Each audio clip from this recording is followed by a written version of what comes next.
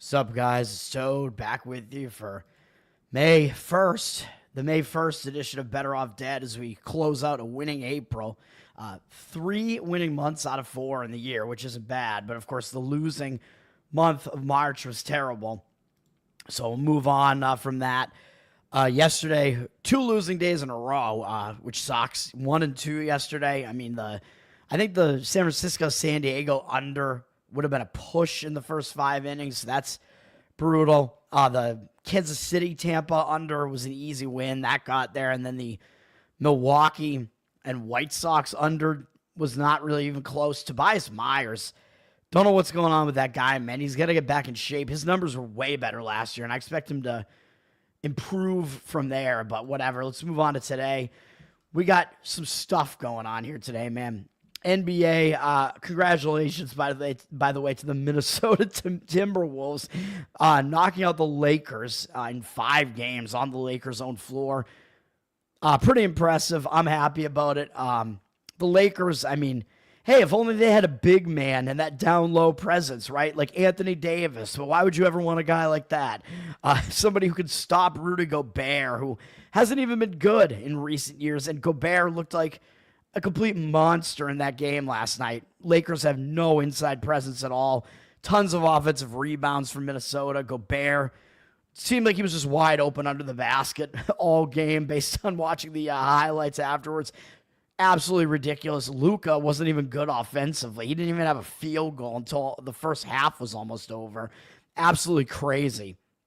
So we move on to today. We'll talk about NBA here. We got 2 games. I think both these games actually have zigzag potential. The Knicks-Pistons, first game up. Pistons prolonged the series with a win at New York, which was my first NBA playoff side loss of the year. I was 10-0. Now I'm 10-1, and I'm 10-2 overall in the NBA playoffs, which is still really good. Trying to get back on track. I got one NBA play here, and it's not going to be this game, but I do like the Knicks to get it done in this game, even though I know this series is shifting back to Detroit for game 6. Pistons, though, down from 2 to 1.5 here. 63% of tickets, 69% of the cash coming in on the Knicks, as the Knicks are taking the money, it looks like here, and I don't disagree with it. I think the most misleading thing about that Knicks loss was the free throw disparity. The Knicks shot like 59% from the free throw line. The Pistons, I think, took more than 10 more free throws, and they hit 10 more free throws than the Knicks did, even though it was at New York. That is something you usually don't see. So I think that kind of made the result a little bit misleading. Statistically, the game was pretty close otherwise, and debatably in favor of the Knicks. It really was the free throw disparity that was the deciding factor in the game, which is ridiculous. You don't really want that to happen, especially when you have money on the Knicks like I did. But, the Knicks are still the better team. They're the team that has the experience. Pistons, they're one of these new up-and-coming teams here. And when you're a team like this that has new guys, not used to playing in the playoffs, the team overall, the franchise hasn't been to the playoffs for like a decade.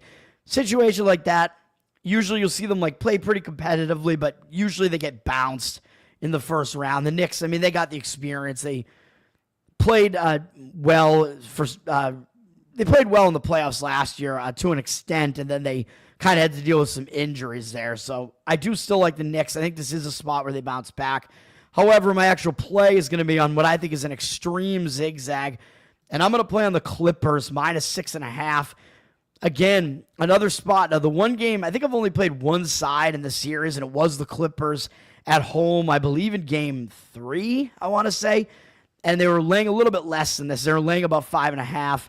And I think the general consensus was just that the line was too big as far as what the public would think about this. And now that the Nuggets look like they might be on the verge of winning the series, I think the public is probably not going to want to come in and lay the points of the Clippers here, especially after the Nuggets blew the Clippers out in the previous game, which was something like 131 to 116 or something like that. And when you have something like that, I think it does set up nicely for a zigzag spot, man.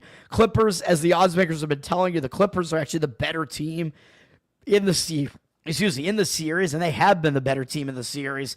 So I like it, even though we're giving up a little bit of value here with the Clippers being a little bit higher of a favorite than they were in the prior games at home. I mean, they're on the verge of elimination, so I know the pressure is on, but the Clippers have been so good at home and against the spread at home. I believe they didn't cover one, or did they cover both at home? Let me see. Actually, let me look.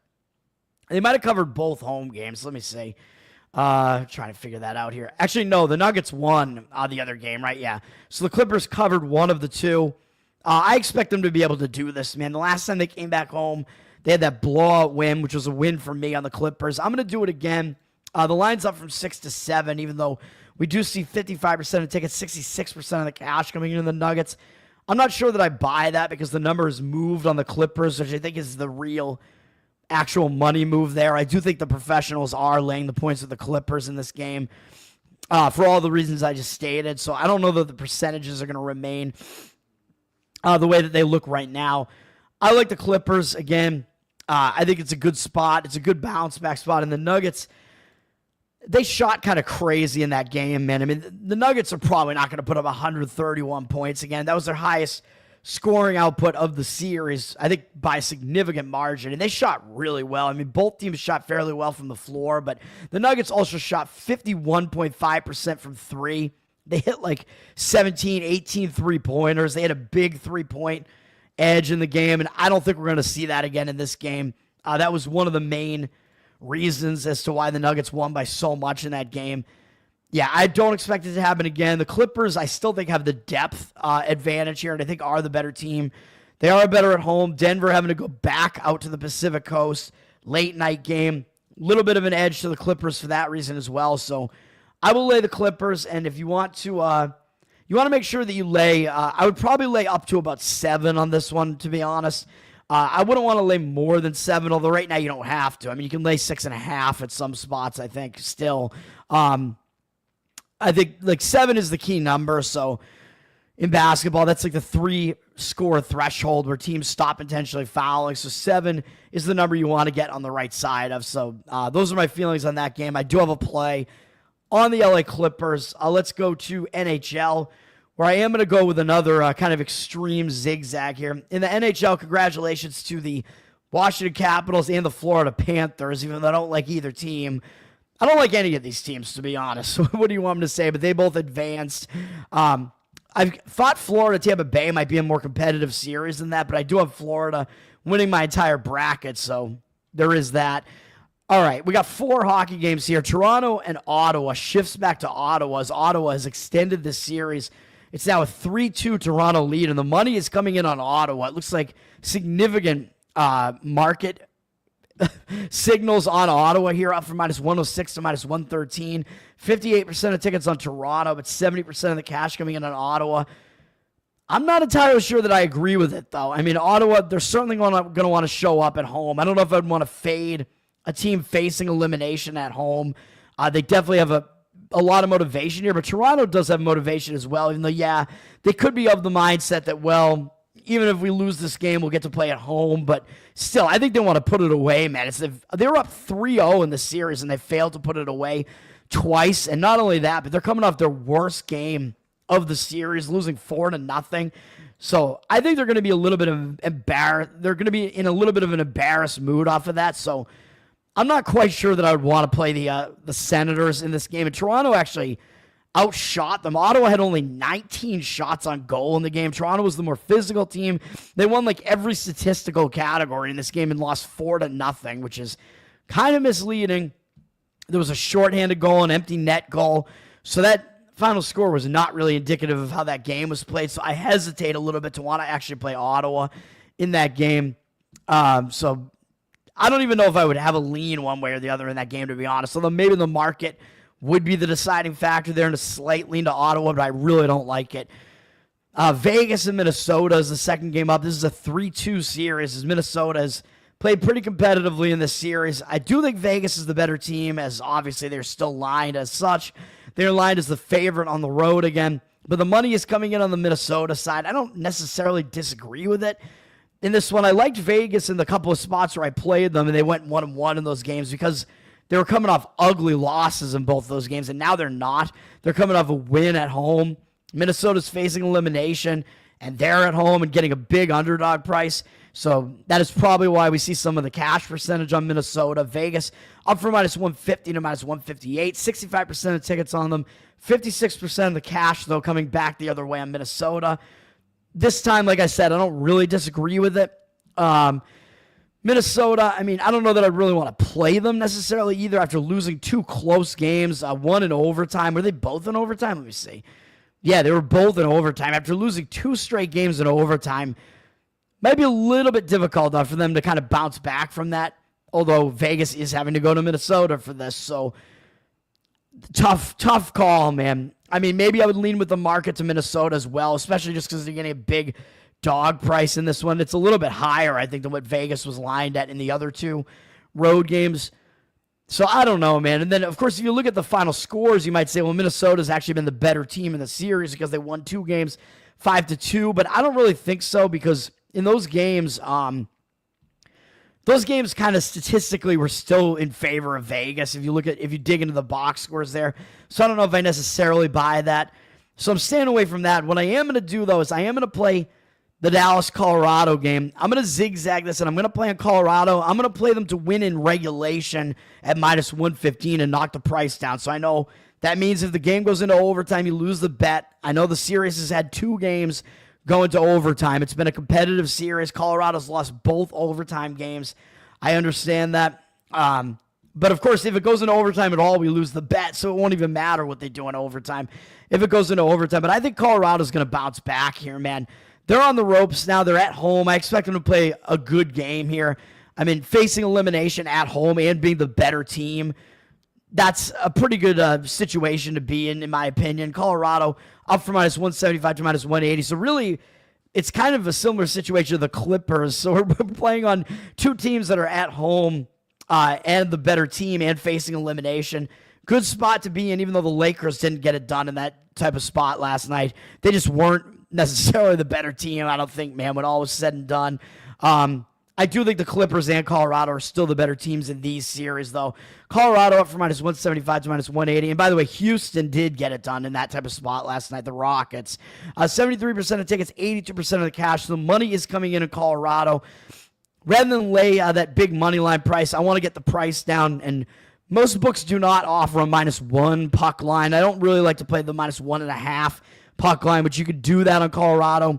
And you could split the bet half and half if you wanted to and lay the puck line on Colorado at +140, whatever.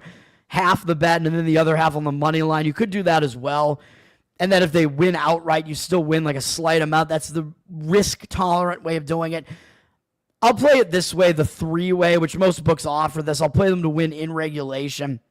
Even though Action Network doesn't let you track that automatically. You have to put it as a custom bet, which is lame. They should let you do it, but that's the way I'm going to do it here. The books don't have the -1 puck line, unfortunately, even though they are offering the -1 run lines in baseball, like DraftKings does it. But none of them, like major books, are doing it in hockey, but whatever. Colorado, I think they've been the better team in this series, man, even though they're behind 3-2. They lost 2 games, both in overtime. So 2 of their 3 losses were in overtime. They won the other 2 games in total blowouts. And then this 6-2 game, and this is why I'm going to play them, man, because this is very misleading in my opinion. As you look at the stats in this game, Colorado outshot Dallas, although I know if you're behind, you're going to be taking more shots. They did lose the face-off battle, so they didn't have the possession edge. They were the way more physical team. And you know me, I like physicality as well, which did lead to more penalties, but still, this game statistically did not look like a 6-2 loss. They did give up an empty net goal at the end, which was one of the goals. This was a 3-2 game with like 5 minutes to go in the game, so, or even with 4 minutes to go in the game. So the Avs just lost the game right near the end, down the stretch. Gave up a power play goal, and then that was kind of it. That was kind of the floodgates opening. So I think Colorado's going to get back to it in this game, and I think up against it at home, Stars having to go back into elevation here. And, of course, you know me with my bracket. I do have the Avs in the finals as they were lined as one of the best teams in the playoffs here. So I'm going to expect them to get it done here, knocking the price down. Colorado to win in regulation, as they've done so in both of their wins in the series. They did win in regulation, and they won easily in both of those games. So I think it's going to be more like one of those games. So I'm on Colorado. And then as far as LA and Edmonton, I think this series might be over now, man. I think Edmonton is probably going to get it here. LA losing at home in the last game, brutal, absolutely brutal. I think it was another close game too, and losing that game at home in brutal fashion. LA's one advantage that they had in this series is that they're very, very good at home. So you expected they were going to have to win all their home games to get it done in this series, and they were up 2-0 in the series. And now Edmonton's won 3 straight games, and now it's going back to Edmonton. Edmonton does not want this to go back to LA, as they know that this is a very, very home-centric series here, where both teams have a pretty significant edge at home, in my opinion. I do lean to Edmonton to get it done here for all those reasons, but you're laying way too much of a price, I think, on this one. Colorado, they're similarly priced to what they were in the other home games, so there hasn't been much of a movement in the line on Colorado from those first games to this one. Edmonton was around minus 135 or so in those first couple of games at home, and now they're up to minus 160 in this game, so I'm going to stay away. The public and professionals seem to all agree on Edmonton, so the books are probably going to want LA to win this game to try to take those bets out, but I don't agree with that. I think Edmonton will win, so I agree with I think the professional bettors are, and I think the public just happens to be on that side as well because they like offense. And Edmonton winning 3 games in a row. The public leans towards recency as well. 82% of the tickets, 85% of the cash coming in at Edmonton. And again, yeah, I don't disagree with it. It's just that I think it's too pricey at this point, so I'll stay away. Let's go to MLB. First game up, we got some afternoon action here. I'm going to play on this first game up, man, because it's not too often that you get Paul Skeens not lined as a heavy favorite, and I know it's because Pittsburgh sucks outside of Paul Skeens. Their offense isn't that good. I understand this. Their bullpen isn't really that good. But I'm going to take them to get it done here, man. On the money line, minus 145. The money line has dropped from minus 155 to minus 140, but the cash looks like it's coming in on Pittsburgh. 77% of the cash, 55% of the tickets on Cubs, on the Cubs side. I mean, the public is obviously going to play the Cubs and expect them to bounce back after losing yesterday. I mean, the Cubs are the top team in the NL Central. Pittsburgh is the bottom team in the NL Central, but I think Pittsburgh might have a little bit of extra motivation here. Even though the Cubs did lose yesterday, they're potentially going to want to bounce back here, but the Cubs, and the Cubs are probably going to be focused because they're having to play face Paul Skeens here. But the Cubs do have a pretty big series up next, I believe, against, it's against Milwaukee. But, Milwaukee, they're a pretty decent team. They're a playoff team last year. And I think Pittsburgh is going to have a little bit of extra motivation because of the fan falling out of the stands in yesterday's game. I actually think Pittsburgh might kind of, rally around that situation and, play for that fan, even though he was being an idiot. It was kind of his own doing. He fell out of the right field stands, took a 20-something foot fall, and he's, I guess, in critical condition in the hospital. It's really ridiculous. Fell over Clemente's wall out there. I don't know what he was doing, reaching for a ball or something. I don't know what was going on there. But he just took a fall, but I think that might motivate Pittsburgh a little bit more here, man. And, of course, I do like the starting pitching matchup, and even though I don't love Pittsburgh's bullpen, but the Cubs' bullpen actually hasn't been that good this year either. So I think the bullpen situation is a little bit of a wash. I know Pittsburgh had to use some of their better relievers to finish off the game, but it's not like Bednar, their closer, has even been that good. 5+ ERA. They use some of their other better relievers, but Cubs, they use a similar amount of relievers at the very least. And we got a starting pitching matchup where Colin Ray, his numbers look really, really good, so the public's going to see that and also think, oh, this is a guy that can duel Skeens, and he can, but I don't trust Colin Ray, man. Skeens, we absolutely know that Skeens is the real deal. Colin Ray, I think this guy is in line for some regression. He is not going to continue having a sub-1 ERA, 0.96, and a 1.07 whip. I think his numbers are going to get worse. He hasn't pitched very many innings, man. So that's one thing. He's only gone 5 innings once so far this season. I know it does mean they're ramping up his pitch count, so they're letting him go deeper into games now, but still, he's not used to going deeper into games, so very, very likely the Cubs are going to be the first team to go into the bullpen in this game, as Paul Skeens is probably going to last longer than Colin Ray. In this game, Paul Skeens has the stamina, man. He's got a hotter wife as well, or girlfriend, so he's going to last longer in bed as well. Colin Ray, I still don't trust him, man. I mean, I know in limited amounts of innings he's been fairly good. He's not walking a lot of guys, not putting a lot of guys on base. I understand all that.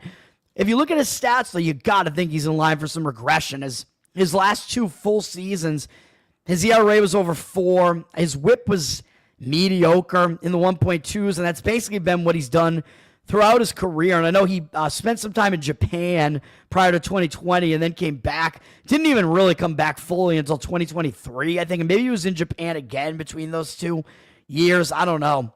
And he's had a little bit of a resurgence where he's been like a capable pitcher. But again, he's not as good as he looks this year. He's nowhere near as good as Skeens. And against Pittsburgh, he's only been okay in 56 at-bats. I mean, they haven't wrecked him, but 268 average, 734 OPS. They've been able to hit him decently at the very least. So I think Skeens, of course, does have the edge here over Colin Ray. I mean, it's Paul Skeens. Do we even really have to say anything? Like I said, the public's going to think, oh, maybe we have a pitching duel on our hands, but I think Skeens does clearly have the upper hand here. 2.39 ERA, 0.8 whip is crazy. His whip is crazy low, indicating his ERA should be even lower. 39-4 strikeout walk ratio, way below 1 hit per inning allowed, more than 1 strikeout per inning. We know it's Paul Skeens. I mean, we know he's a dominant pitcher. He's consistently throwing 100 pitches a game. I mean, what else can you say? Right away, this guy was excellent, and he's done well against the Cubs as well in 43 at-bats, 209 average allowed, 594 OPS. So we will go with the Pittsburgh Pirates in that game. The money appears to be in agreement with that. Looks like a pros versus Joes situation. Even though it is Paul Skeens, the public still seems to kind of want to go the other way in that game and go with the Cubs, the better team with the better record. And yes, they are the better team, but they are not in the better pitching matchup in this game. St. Louis, Cincinnati. St. Louis has taken the last 2 games in the series, I believe, after Cincinnati did win the first game of the series. So this is a 4-game series here. They did have a rain out, and then I believe they played a doubleheader yesterday with Cincinnati actually brought up like a guy to make his major league debut. I forget his name, and he didn't do well in the night game, although he's supposed to be a pretty good pitcher. But here we got a decent pitching matchup with Liberatore against Abbott. They actually both have pretty good numbers against the opposing labs. Liberatore has held the Reds to a 167 average, 528 OPS, and 18 at-bats. Numbers good on the season for Liberatore with a whip of under 1, ERA in the 3s. So he's doing well, man. He's a guy, like I said, the professional bettors are actually onto him quicker than I was. I'm only a semi-pro, man. But I'm kind of coming around to Liberatore. I mean, pretty good. Andrew Abbott's got good numbers as well this season so far. ERA in the 3s, pretty low whip. Both guys have good strikeout numbers, strikeout walk numbers. Abbott has not given up a lot of hits. He's off to a good start, a delayed start to the season. He's done well against St. Louis in 70 at-bats. A lot of walks, but other than that, he's really held them down. 214 average, slightly high 714 OPS because he has a lot of 4 home runs. Arenado has been the guy that's mostly done the damage. 2 home runs, 6 for 13 off him lifetime. So if you want to look to player props, Arenado could be a guy to look at there. I mentioned Kirk last night, by the way, and he did a lot of damage against the Red Sox. So Red Sox blowing a 6-0 lead in that game and losing the game in extras. Absolutely ridiculous. Next up, Arizona and the Mets. I'm going to go with an under in the first 5 innings in this one. This will be a play under 4. You can get it at a decent price here. I like the starting pitching matchup. The Mets have a good bullpen. Arizona does not really have a good bullpen, and Arizona used too much of their bullpen last night, in my opinion. So I'm going to take them out of the equation and only go with the starting pitching matchup here. And I think we have a starting pitching matchup that's a bit misleading because Zach Gallen, his numbers suck this year. 5.57 ERA, 1.39 whip, but I think he's in line for some progression because he's not as bad as he looks. He's just got to keep those walk numbers down, man. And I don't know that he's trending in the right direction, but he's faced some good lineups, man. I mean, he's faced the Brewers, the Cubs twice, the Yankees, which he actually did really well in the Yankees game, but he has not had it easy. Even Atlanta is not that bad. So, and the Mets, I mean, is not really a reprieve. The Mets can hit as well, but he does okay against the Mets in his career. 88 at-bats, He has walked too many of them again, 10 walks to 21 strikeouts, but 227 average, 692 OPS allowed. That's not bad at all. So Gallen has actually done fairly well. And Gallen, I mean, he's a guy, I highly doubt that he's going to continue to be as bad as he has been this season so far. If you look at his career numbers, even last year's numbers, they took a dip, but not significantly. 3.38 ERA, 1.14 whip on his career.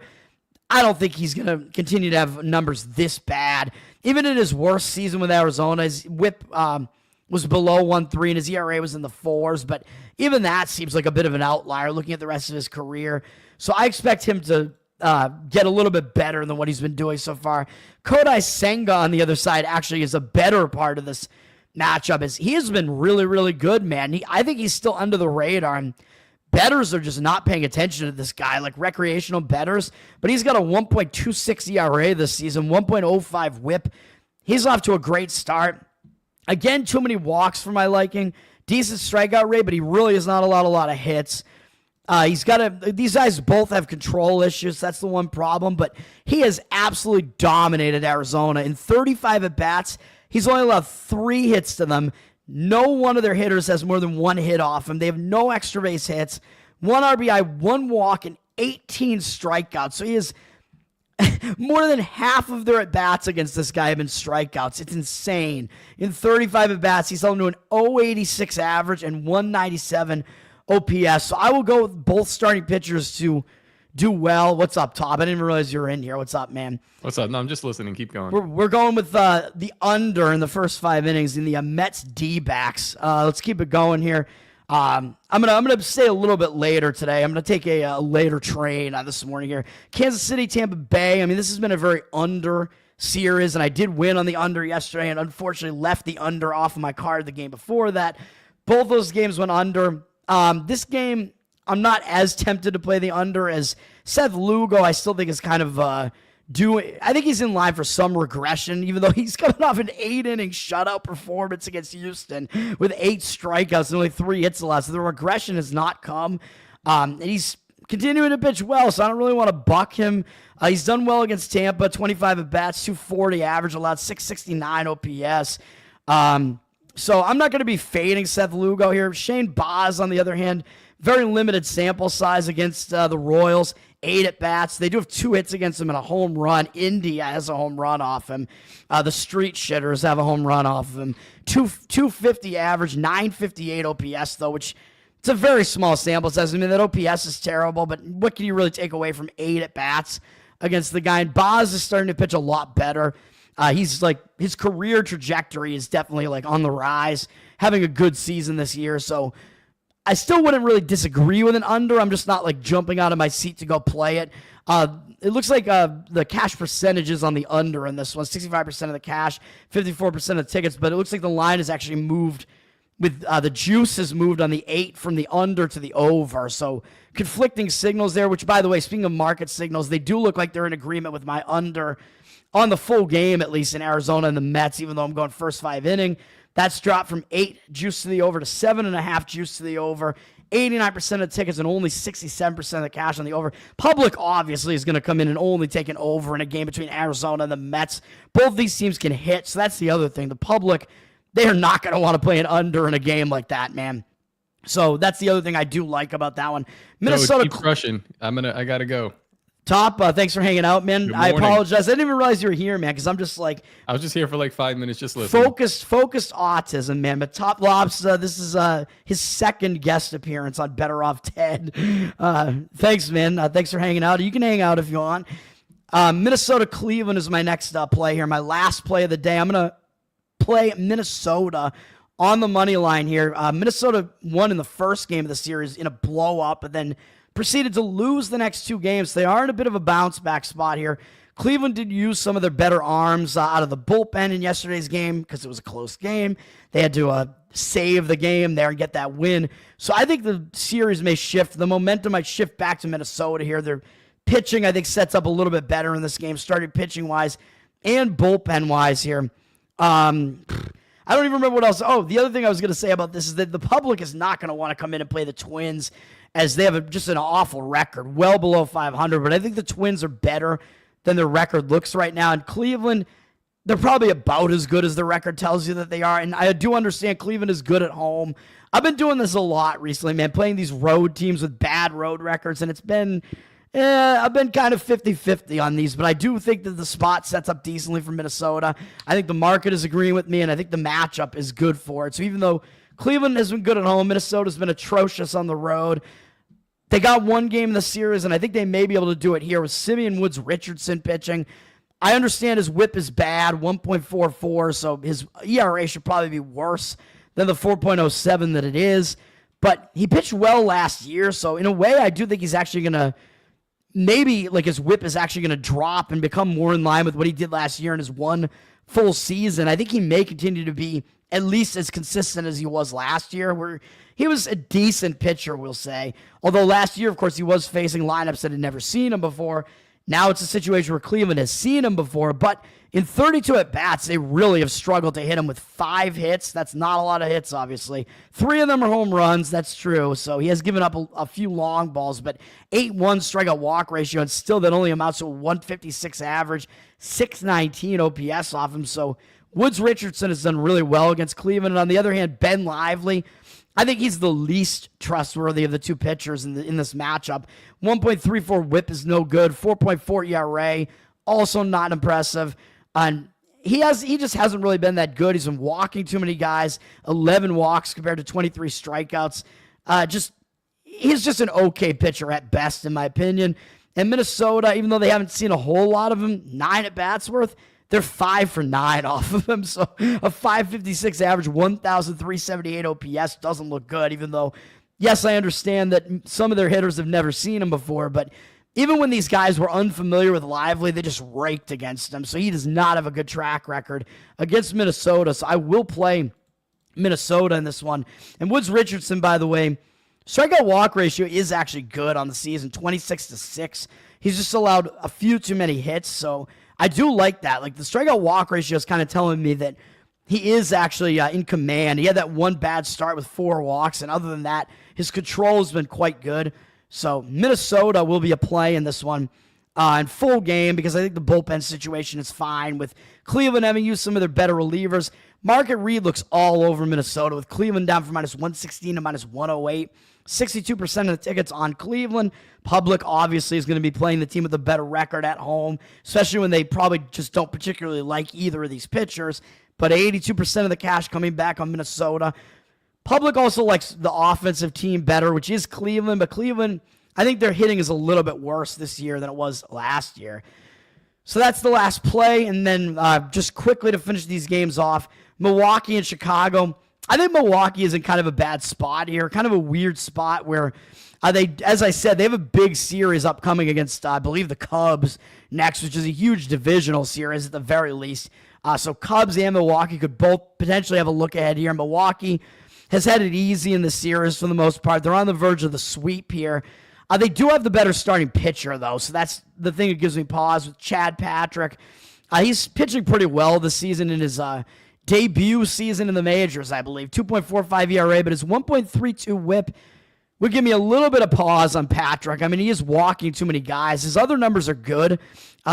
Maybe a couple too many home runs there, but also the walk numbers, the thing he really has to bring back in line, which I think he does have the ability to do that. Sean Burke, on the other hand, both these pitchers are complete unknowns to these hitters. So in a way, both pitchers should have an edge because they're both young pitchers who have not been seen before by the opposing hitters. But Burke, he has just not been effective, man. He has not been getting it done. 6 ERA, 1.48 whip.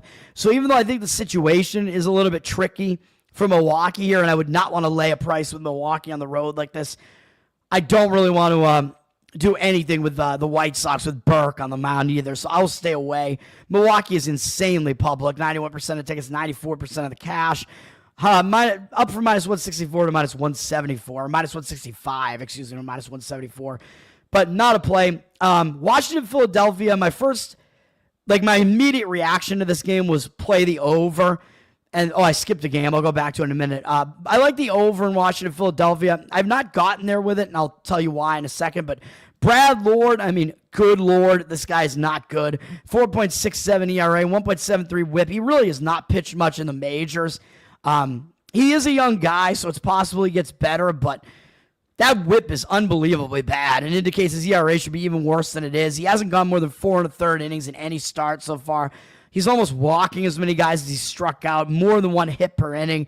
Nothing to like about what he's done so far. Phillies, only Sosa has seen him before, and in one at bat, he does have a single off of him. But I just don't expect Lord to be able to get it done. And Taijuan Walker has been awful as well. His ERA doesn't look good, 2.78. I know his ERA is good, but 1.37 whip, very, very bad whip, or pretty bad at least, indicating that his ERA should be a lot worse than it is. And he's only gone more than 5 innings in one game, which was at home against a bad Rockies lineup in the first start. Since then, he's gone 5 innings exactly once, fewer than 5 in the other 3 starts. Not getting it done. 10 walks in 22 1/3 innings is really bad. So he is wild. He's living up to his name, Walker, huh? But the one issue that I do have with looking towards the over here is that he actually does really well against Washington. In 47 at-bats, they have a 170 average off him and 647 OPS. So I don't quite want to do it with the over, but I do like the over in that game. That is still the way that I would play it if I was going to play this game. The money appears to be agreeing with me. It's a flip from 9.5 juice to the under to 9.5 juice to the over. 70% of tickets, 93% of the cash on the over. I do also like the over in A's, Texas. Jeffrey Springs pitching for the A's. Not exactly that impressive. Sometimes he has some good starts, but 6.04 ERA, not good. 1.62 whip. Really, really bad. So he's putting way too many men on base. 16 walks is unbelievably bad in 28 1/3. I mean, he's just been extremely wild since a good opening start in a very pitcher-friendly park at Seattle. He's been awful since then. And against Texas, awful numbers. In 34 at-bats, he's allowed 4 home runs. By the way, 3 to Marcus Semien. So again, player prop alert. Hits plus runs plus RBIs, baby, is what I always say, because total bases, if you get a walk, it doesn't count, so you lose that at bat. Hits plus runs plus RBIs. Semien does really well against Springs, 6 for 13 with 3 long balls, 2 walks. So that's the way that I would look on the player prop market there. 324 average allowed overall for Springs against Texas. 1,101 OPS allowed. Really bad. And then Tyler Mahle, on the other hand, has been really good this season, but I think just like Colin Ray, I think he's going to regress a bit, man. He's a 30-year-old. These guys don't just all of a sudden become like a dominant pitcher. 1.14 ERA, 0.98 whip. Yeah, really good numbers, no doubt about it. But 13 walks in 31 2/3 innings is not great. And I think maybe he's been getting a little bit lucky with 18 hits allowed in 31 2/3. Yeah, I mean, he hasn't allowed many hits, but I kind of think there's going to be some regression here. If you look at his career stats, 4.17 ERA, 1.29 whip, I don't think there's any possible way he can keep up numbers like this. Even though he hasn't even really pitched a full season for years at this point.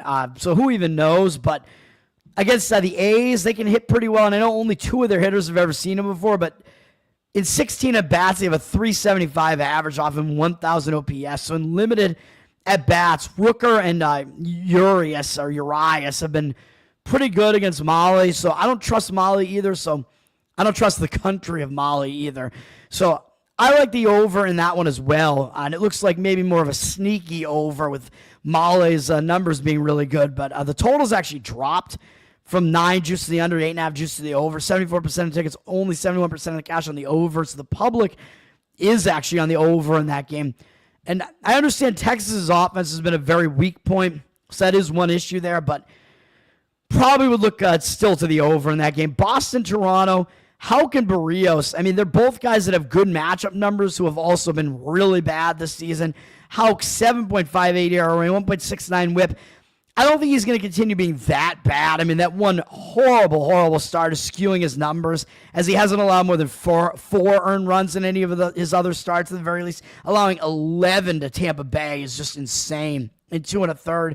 He's done well against Toronto in 114 at-bats, 202 average, 517 OPS. So Houck could actually be in line for a decent start here.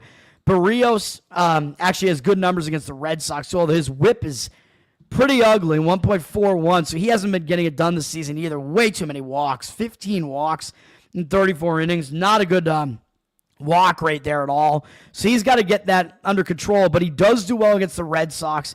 He pitched well in Fenway, even though he had more walks than strikeouts, which is a little bit alarming, but he went 7 innings in that game, allowing only 1 earned run. So in a way, it was his best start of the season at Fenway. And against Boston, in 133 at-bats, 218 average, a little bit of a high 710 OPS because he's allowed 7 home runs, but all of them are Bregman, Devers, and Duran. So again, player prop market, those 3 guys could be worth a look, especially Duran. Absolutely destroys Barrios. And I saw Barrios pitch in Fenway last year, and Duran, I believe, had a home run and a double off of him in that game, something like that. So Barrios, does have problems with some specific Red Sox hitters, but he dominates the rest of their guys. So, all right. So other than that, we will stay away from all of those. And actually, wait a minute. I think I do have one more play. Hang on. Am I losing my mind here? Did I lose it? Do I have one more play? Let me look real quick. I apologize. I do have one more play in Major League Baseball. A surprise play. And it is on a road favorite. But I think this is a weird spot, man, for a Thursday game. I think it's a very strange spot. And I am going to play on the Detroit Tigers, minus 120, even though I know they're way better at home than they are on the road. This is against Anaheim. Anaheim's been okay at home. I mean, Tigers... obviously, you want to play them at home more so, but this is such a weird spot for Anaheim, man. Now, we're on a Thursday where usually teams either have the day off on Thursday or they're finishing a series, but these two teams are starting a new series, and Anaheim is returning home from a road trip. And I say I like to fade teams returning home from road trips because they have to get back to family life. They've been away for a while. In this case, I know it wasn't a long road trip. They're only on the road for 5 games. I understand that. And they were already on the Pacific Coast up in Seattle. But they are still returning home, and it's been a bad 5-game road trip where they went 0-5. So I think the public generally is probably going to think, they're going to bounce back now that they're at home. Although maybe not in this case because the public's not going to want an Anaheim team that has a terrible record, and Detroit has the better record. Detroit is the better team here. But Anaheim, I still think it's a bad spot. And it doesn't work like that usually. When you return home, a lot of times you are still distracted on that return home spot. And it's weird to see that on a Thursday, to see a weekend series starting on a Thursday. So just kind of a weird spot for them, in my opinion. And against Seattle in the game yesterday, kind of a bad divisional loss for the Angels. They used 3 relief pitchers, so not a whole lot to see there. Detmers was awful in relief, allowing 5 earned runs without recording an out. Unbelievable. 5 hits, I think all of them scored. Detroit is starting a road trip, they're continuing a road trip, They're going from Houston out to the Pacific Coast. So Anaheim is already on the Pacific Coast. That is one slight advantage that they have, but I think the pitching matchup is a mismatch here, which is what puts this one over the edge for me. Detroit did get the win over Houston to finish off that series. Detroit avoided the sweep yesterday in that series. So I think that's going to give Detroit a little bit of momentum. Yes, they also use 3 relievers. They use their closer, Conley. So he's not going to be available, which is unfortunate. He is a good pitcher, so I understand all that. But I still like Detroit here.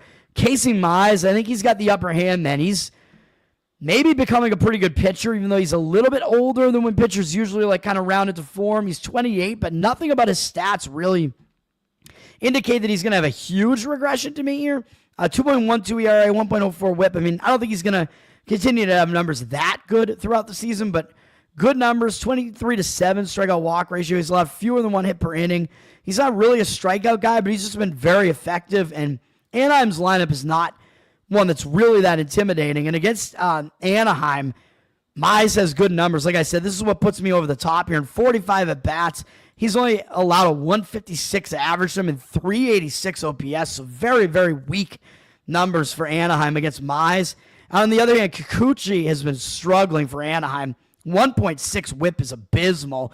0-4 record as well. 4.31 ERA. I know the record isn't everything, but his ERA should be a lot higher than that, given that he's put more than 1.5 base runners per inning on base. He's allowed more than 1 hit per inning, and he's walked 18 guys in 31 1/3. That is awful. He is giving it up big time. And in his last 2 starts, he's only gone a combined 7 1/3 innings and walked 8 guys and only struck out 6. Last start, 4 walks, no strikeouts. I mean, this is, some major red flags on Kikuchi here. And against Detroit, his numbers are not good. And 43 at-bats, although only 4 other guys have seen him before. Torres, by the way, if you want to look at the player prop market, 10 for 28 off him with a homer. But overall, in 43 at-bats, they rake off of this guy with 2 home runs, 5 doubles, 3 walks, 6 strikeouts, 349 average, 996 OPS. So I think you're getting the much better of the pitching matchup with Mize in this one. And the money line is flipped from plus 100 to minus 117 on Detroit. Although I worry that Detroit is public, 81% of tickets, only 69% of the cash. That does worry me a little bit, but when the favorite is flipped, that usually does indicate something. Although my concern would be that maybe it flipped because maybe the pitching matchup changed or something like that. But even so, the odds makers are telling you that Detroit, they're favored on the road for a reason. It means the odds makers are telling you they have the edge in this game. Yes, I am a little bit worried that the public is on them and less of the cash percentage, but I think it's a decent spot to play Detroit.